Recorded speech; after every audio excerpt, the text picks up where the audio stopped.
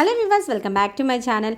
Egg bhurji మనం చేస్తూ ఉంటాం, కానీ కొత్తగా ఈ విధంగా ట్రై చేసి చూడండి. చాలా ఈజీగా బ్యాచిలర్స్ కానీ బిగినర్స్ కానీ పిల్లలు కూడా ఎంతో ఈజీగా చేసుకోవచ్చు ఈ రెసిపీ.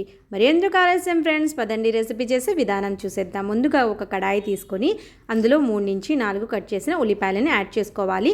ఉల్లిపాయలు ఈ విధంగా పొడుగా కట్ చేసుకోండి. రుచికి తగినంతగా ఉప్పు, 1/2 టీ స్పూన్ పసుపు, 1/2 టీ స్పూన్ ధనియాల పొడి, 1/2 టీ స్పూన్ కారపొడి, కారాన్ని బట్టి కొద్దిగా తక్కువ ఎక్కువ చేసి వేసుకోవచ్చు, 1/2 టీ స్పూన్ కొబ్బరి పొడి, 1/2 టీ స్పూన్ అల్లం వెల్లుల్లి paste, 1/2 teaspoon garam masala, cut చేసిన కొత్తిమీర యాడ్ చేసేసి కొద్దిగా ఆయిల్ యాడ్ చేసుకోండి. 1 టీ స్పూన్ వరకు వేసిన తర్వాత బాగా కలుపుకోవాలి.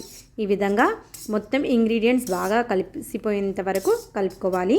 ఈ విధంగా కలిపిన తర్వాత ఇప్పుడు గ్యాస్ ఆన్ చేసేసి పొయ్యి మీద పెట్టేద్దాం. ఈ కడాయిని 1 నిమిషం పాటు ఫ్రై చేసుకోవాలి. హై ఫ్లేమ్లోనే పెట్టి 1 నిమిషం తర్వాత మూత పెట్టేసి లో ఫ్లేమ్లో 1 నిమిషం పాటు ఈ ఉల్లిపాయలు ఉడికేంత వరకు ఉడికించుకోవాలి.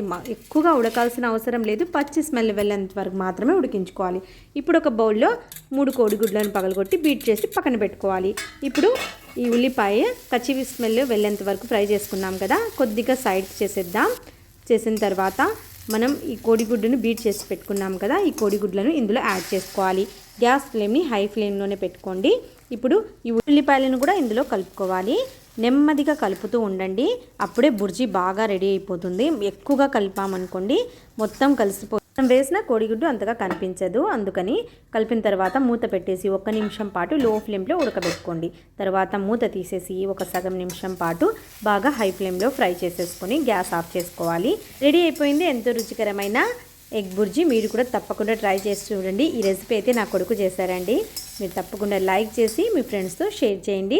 ఈ ఎగ్ బుర్జీని మనం చపాతీలో కానీ రైస్లో కూడా చాలా బాగుంటుందండి. మీరు కూడా తప్పకుండా ట్రై చేసి మీకు ఎలా కుదిరిందో నాకు కామెంట్ చేసి చెప్పండి.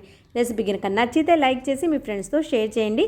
మరిన్ని టేస్టీ రెసిపీస్ కోసం నా ఛానల్ని ఇప్పటి వరకు సబ్స్క్రైబ్ చేయకపోతే తప్పకుండా సబ్స్క్రైబ్ చేసుకోండి.